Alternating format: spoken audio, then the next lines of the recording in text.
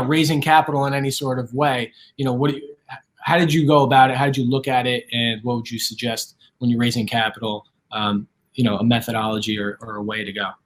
I would say and spoiler alert, we didn't take the funds on Shark Tank. Oh, nice. I don't want to ruin it for anybody, but I think you just did.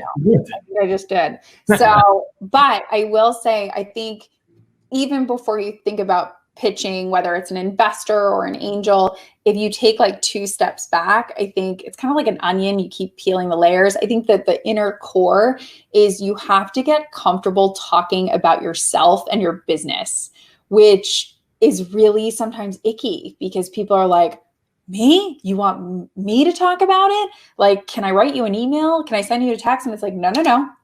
You have to talk about it out loud to other human beings. And that can be extremely scary. I think MSNBC or something did a poll last year about the most terrifying thing at work. And the number 1 thing was public speaking. Nobody wants to public speak. Nobody wants to make the presentation. Everyone's like, pick him, pick her. Like, I don't want to do it. And you have to get really comfortable with that uncomfortable feeling. Like, you have to go get in front of people multiple times over and over again and get really comfortable doing presentations, doing that elevator pitch that everybody talks about. And so if I could make 2 recommendations to people who are thinking about pitching, or people with corporate jobs that are just like, maybe you do want to make that marketing presentation, maybe it shouldn't always be Bob or Janet. Maybe it should be you. I would say the 2 things that I recommend the most is, number 1, and you could probably do it digitally at this point, sign up for an improv class, because I know that sounds really weird, but the thing about improv is you have to be able to think on your feet. And what happens in a lot of these investor meetings or presentations is, boom, somebody asks a question, or boom, somebody says something that you didn't expect. And you have to be able to react, and not react like deer in headlights. Not a good reaction. So taking an improv class will teach you those reaction skills. Now, granted, an improv class is talking about, silly things, and you'd have to morph that into business. But I do think that skill, that reaction skill, is really strong. And the second thing, which is the most painful, and everybody hates doing it. I hate doing it. I still do it. You do the things you don't like because that's how you get better. You have to tape yourself speaking. Ugh. Everybody hates the sound of their voice, and everybody else, doesn't want to see themselves on camera, but it's so helpful to see any weird tics that you're doing with your hands or speech. I tend to say too much. So I'm really working on not saying that, but you have to watch yourself in order to see those things. So those would be my top 2 tips. And I know the second one is so painful, but it really is helpful. Super painful, but very helpful. I know. I wish I could have like a less painful thing, but it's kind of like working out. Yeah. I don't want to do the sit-ups. I don't. It's painful, but I want the summer bod. Well, even if it's recording your voice and then re-listening to it, you know what I mean? So in getting that pitch down to a nice condensed format so that it's communicated clearly is extremely helpful. And then you could have that pitch to anyone you're talking to. And it's definitely helpful, I think, to communicate your business and what your goals are, what opportunities you're looking to collaborate with. Sticking with the opportunities to collaborate, what are you currently looking for opportunity-wise to collaborate? We're on LinkedIn. We're on connected with Entre networking group. What opportunities are you looking for that potentially someone watching now or later could reach out to you and say, we got that, or I think we may have an opportunity that we could work on? I would say for opportunities at the Superfan Company, we have been talking to a lot of conferences that are going virtual. We've been talking to a lot of companies that are saying, we have 2,000 employees that are now working from home. How the heck are we supposed to keep up culture and that camaraderie and that magic when we're all in different places.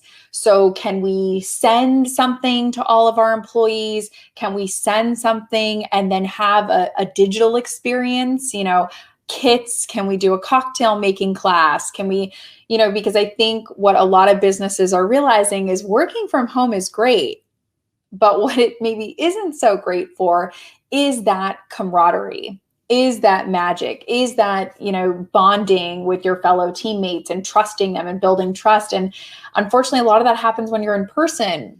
And if it's not safe, and you know, there are people who are immune prone who just can't do those things yet, then how are we doing that virtually? How are we presenting something that people can open up in their homes and feel connected to a space that they aren't at physically? So any opportunities of meeting planners, of people that work at companies that are looking to do employee engagement, those conversations would be a yes.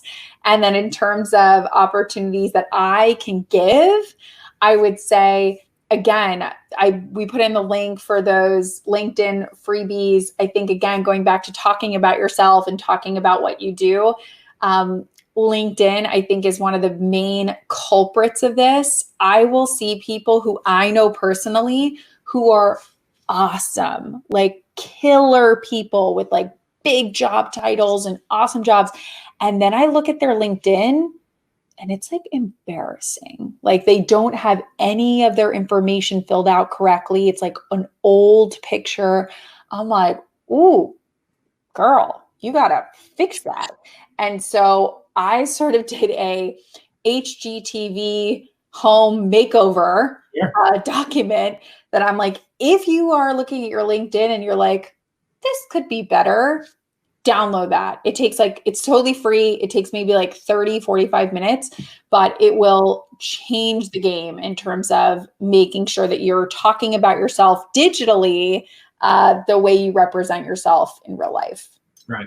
Very, very, very important. I agree. Very important. Yes. I think it's important, and we're going to get to the Q&A with Mike in just a little bit, but I think it's important because it gets lost in translation, especially with your close friends, where they're doing something and then maybe they're even working on something parallel, but you guys don't really talk about that. Maybe you're talking about sports or something like that. So keeping the communication, like what you're working on, what opportunities you're looking for, are always something I think key to talk about, and that opens up wonderful opportunities along the way. And even if they don't have it, again, maybe they could point you in the right direction. I think that kind of goes back to the networking aspect of it.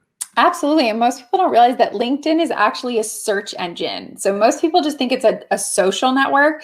But if you type in LinkedIn in the search bar, I don't know what you type in, but like social media poster or something, that will actually bring up profiles that have those keywords in it. So I always say to people, if you don't have good descriptions of what you're doing, no one can even find you. Mm-hmm. Like opportunities cannot find you. And so filling out your LinkedIn, it only helps you. It only brings you more opportunities, more chances to network, more people that might be saying, hey, now that I see what you're doing, wow, do I have a great opportunity for you? So You need that. And there's also a way to search within LinkedIn how many followers a keyword has. So I created a separate document that has the hashtags that I'd like to use and the millions of followers for that hashtag. So use that once you find that, and then try to create your own document so that when you're about to post something, you go back and say, oh, 13 million people are going to be following this. Maybe I could hit one of them and just kind of expand it. You know, that's the social networking aspect of it. A cheat sheet. Yes.